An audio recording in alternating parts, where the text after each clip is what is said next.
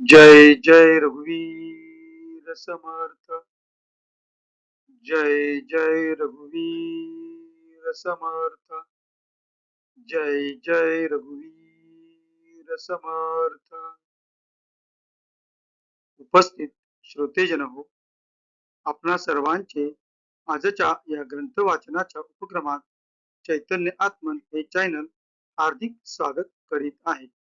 आजचा आपला ग्रंथ वाचनाचा दिवस क्रमांक 123, वार रविवार व तारीख आहे 3 मे 2026। सध्या आपण समर्थ श्री रामदास स्वामी लिखित सार्थ श्री दासबोध या महान ग्रंथाचे क्रमशः वाचन करीत आहोत। तेव्हा आजच्या वाचनास सुरुवात करण्यापूर्वी प्रथम आपण समर्थ श्री रामदास स्वामी यांना गुरुवंदना अर्पण करूया। गुरुर ब्रह्मा गुरुर्विष्णू गुरुर्देवो महेश्वरः गुरुर साक्षात परब्रह्म तस्मै श्री गुरवे नमः। तस्मै श्री गुरवे नमः। तस्मै श्री गुरवे नमः। जय जय रघुवीर समर्थ। आता आपण सार्थ श्री दासबोध या ग्रंथाच्या श्रवणाच्या फलश्रुतीचे वाचन करूया। या ग्रंथाच्या श्रवणाच्या फलश्रुतीचे महत्व समर्थ श्री रामदास स्वामी यांनी त्यांच्या सार्थ श्री दासबोध या ग्रंथातील पहिल्या दशकातील पहिल्या समासात सुंदर रीतीने केलेले आहे। तेव्हा या फलश्रुतीचे आता आपण वाचन करूया। सर्व संशय एकदम नाहीसे होऊन क्रियेमध्ये म्हणजे आचारामध्ये ताबडतोब फरक पडतो। इथे समर्थ श्री रामदास स्वामी आपणास सांगू इच्छित आहेत की जो कोणी व्यक्ती सार्थ श्री दासबोध या ग्रंथाचे क्रमशः नित्यनियमाने वाचन किंवा श्रवण करेल त्या व्यक्तीच्या आचरणामध्ये ताबडतोब फरक पडतो। सायुज्य मुक्तीचे रहस्य कळून येऊन तिच्या प्राप्तीचा सुलभ मार्ग सापडतो। दुसऱ्या विकट साधनांचे कारण पडत नाही। अज्ञान दुःख व भ्रांती यांचा नाश होऊन तत्काळ ज्ञानाचा लाभ होतो, अशी या ग्रंथाची फलश्रुती आहे। योग्यांचे परमभाग्य असे वैराग्य अंगामध्ये बांधते। विवेक व चातुर्य यथा योग्य प्राप्त होते। जे कोणी संशयग्रस्त अवगुणी व अवलक्षणी असतील ते सुलक्षणी धूर्त तत्ववेत्ते चतुर व समयत्न असे होतील। आळशी असतील ते उद्योगी होतील। पाप्यांना पश्चाताप होऊन ते शुद्ध होतील आणि भक्ती मार्गाचे निंदक असतील तेही भक्ती मार्गाला वंदन करू लागतील। बद्धांचेच मुमुक्षु होतील व मूर्ख अति दक्ष होतील। अभक्तांना भक्ती मार्गाच्या योगाने मोक्ष मिळेल। अनेक दोषांचा नाश होऊन पतित असतील तेच पावन होतील। तात्पर्य हा ग्रंथ नुसता ऐकल्याने प्राण्याला उत्तम गती मिळेल। देहबुद्धीमुळे येणारे अनेक प्रकारचे धोके, संशयाचे अनेक धागेदोरे, संसारांतील अनेक उद्वेग हा ग्रंथ ऐकल्याने नाश पावतील। हा ग्रंथ ऐकल्याने अधोगतीत चुकून मनास विश्रांती व समाधान मिळेल, अशी या ग्रंथाची फलश्रुती आहे। ज्याचा भावार्थ जसा असेल तसे त्याला फळ मिळेल। जय जय रघुवीर समर्थ। आता आपण सार्थ श्री दासबोध या ग्रंथाच्या क्रमशः वाचनास सुरुवात करूया। सध्या आपण या ग्रंथातील नवविधा भक्ती नाम या चौथ्या दशकातील 5व्या समासाचे, ज्याचे नाव आहे अर्चन भक्ती, या समासाचे वाचन करीत आहोत। मागील भागात आपण या समासातील पहिल्या 10 ओव्यांचे त्यांच्या मराठीतील अर्थासहित वाचन केले आज आपण पुढील 10 ओव्यांचे त्यांच्या मराठीतील अर्थासहित वाचन करूया. आपणासमोर जे पृष्ठ दिसत आहे त्या पृष्ठातील वरून 6वी ओळ 10 या अंकानंतर दामोदर संकर्षण या शब्दांनी सुरू होते. 11वी ओवी.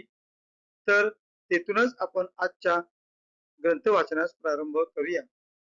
दामोदर संकर्षण वासुदेव मूर्ती प्रद्युम्न अनिरुद्ध पुरुषोत्तम मूर्ती अधोक्ष जनारसिंह अच्युत मूर्ती जनार्दन आणि उपेंद्र हरिहरांच्या अनंत मूर्ती भगवंत जगदात्मा जगदीश मूर्ती शिवशक्तींच्या बहुधा मूर्ती देवतार्चनी पूजाव्या. अश्वत्थ नारायण सूर्य नारायण लक्ष्मी नारायण त्रिमल्ल नारायण श्रीहरी नारायण आदि नारायण शेषशाही परमात्मा ऐशा परमेश्वराच्या मूर्ती पाहो जाता उदंड असती त्यांचे अर्चन करावे भक्ती पाचवी ऐसी. याही वेगळे कुळधर्म सोडू नये अनुक्रम उत्तम अथवा मध्यम करीत जावे. जाख माता माय राणी बाळा बगुळा मानविनी पूजा मांगिनी जोगिनी कुळधर्मे करावी. नाना तीर्था क्षेत्रांस जावे तेथे त्या देवाचे पूजन करावे. नाना उपचारी अर्चावे परमेश्वरास. पंचामृते गंधाक्षते पुष्पे परिमळ द्रव्ये बहुते धूप दीप असंख्याते निरांजने कर्पुराची.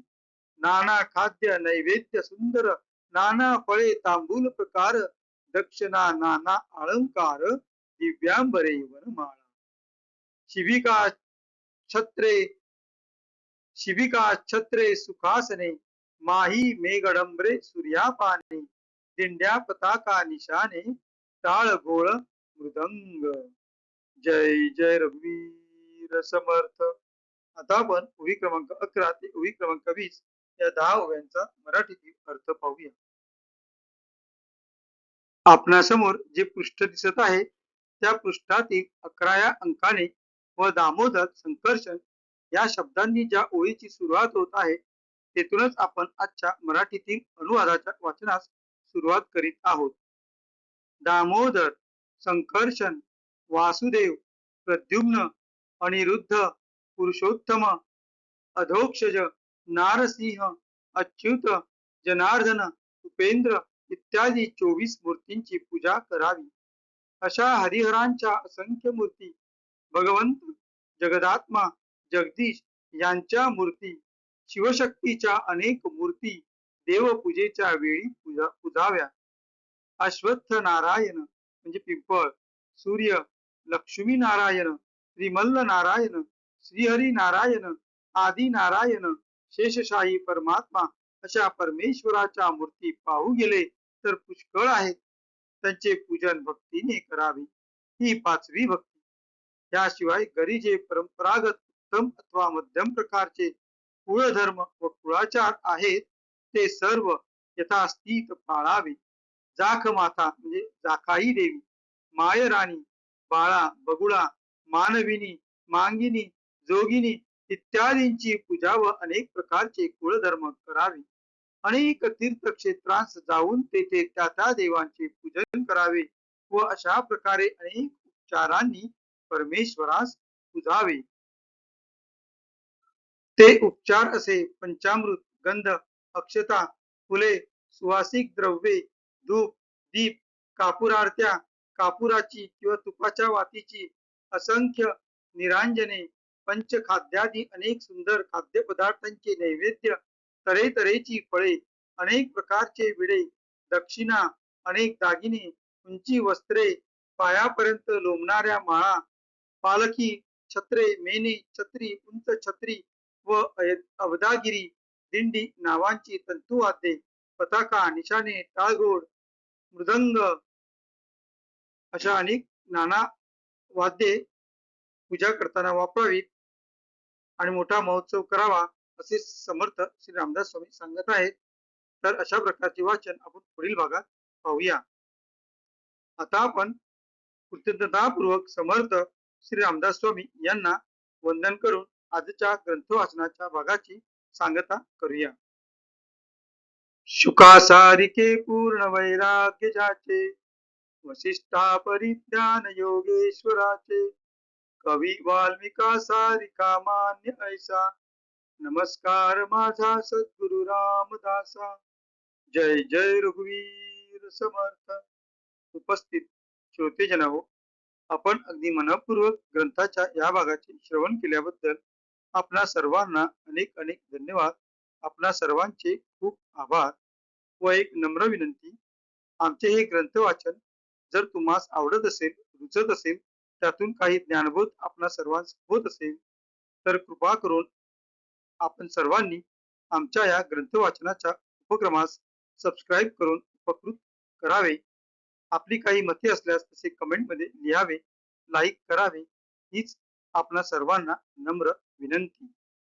भेटू पुढल्या भागात. जय जय रघुवीर समर्थ.